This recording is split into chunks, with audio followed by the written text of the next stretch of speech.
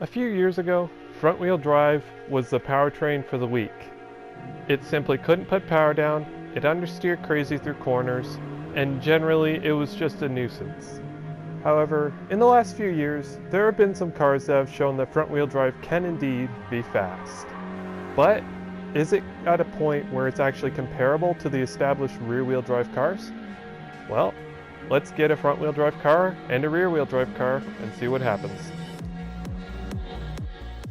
Representing the front-wheel drive cars is the Renault Megane RS. And representing the rear-wheel drive cars, we have the Hyundai Genesis Coupe.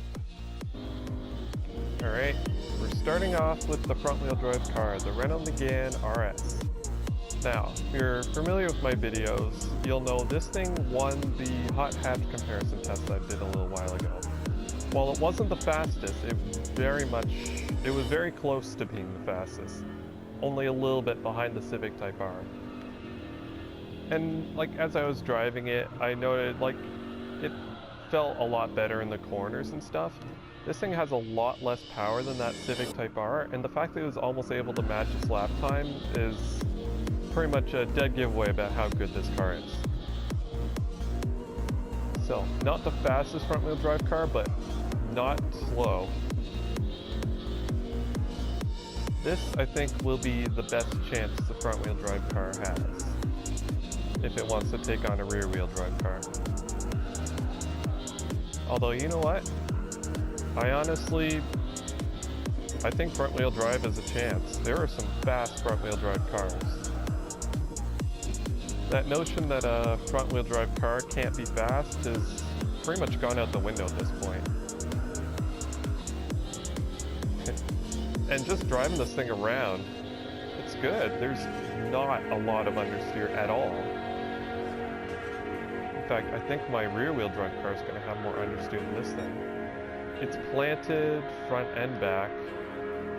Putting down power, it actually turns around the corner, unlike some front-wheel drive cars, namely Civic Type R, which you have to be very careful with the throttle. Oops. Just listen to this thing, too.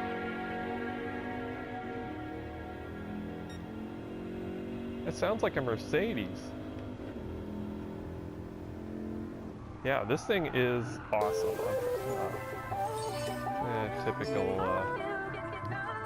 Fullhouse fashion, I go off the track. That's okay, I'm not setting lap times right now, I'm just getting a feel for the car. And this thing, honestly, it feels good. It's got that, I don't know how to describe it, a sort of solid feel. It feels like one solid chunk of metal instead of a whole bunch of little pieces working together. It feels just like one solid block of steel. And I don't know, I don't know how that'll help the driving experience or make it faster at all, but I don't know. It always feels like it's going to do the same thing. So any mistakes that I do, they're genuinely my fault.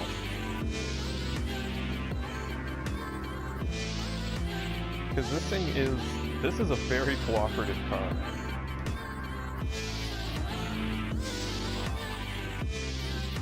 This is a very good demonstration of what front-wheel drive cars can do.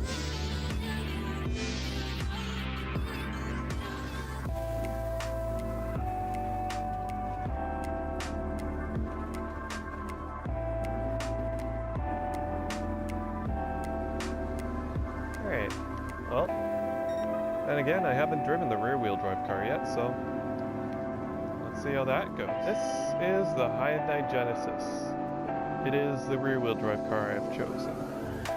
Whoa, and I need to get, okay. No, that was my own fault. I'm still driving this like a, how about that? Oh, okay. Okay, this thing's taking forever to ship. Alright, so this is the car I've chosen for rear-wheel drive, because it's very, it's a very solid rear drive car. Now, this thing has a lot more power. This thing has roughly 80 more horsepower than that Renault. However, it also weighs about 300 pounds more, so I don't know. I don't know the math in my head, so I don't know if that works out to a similar power to weight ratio, but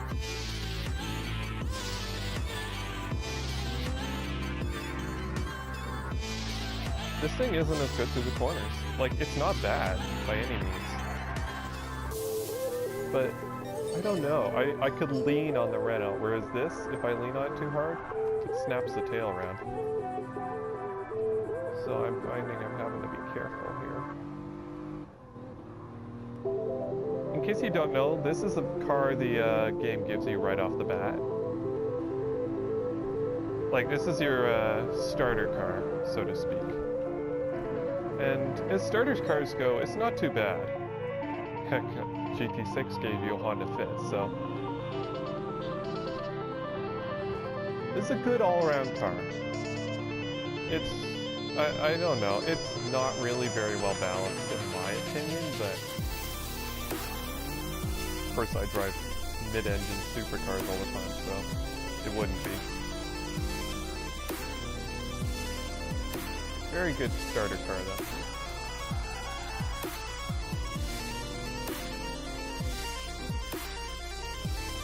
Alright, so just driving this around the track, it feels, I don't know, faster in the straightaways, slower in the corners.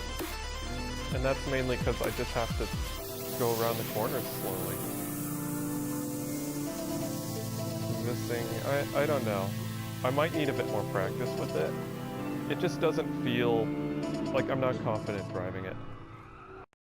So, while these may be two very different vehicles, let's put them on the same track and see what happens.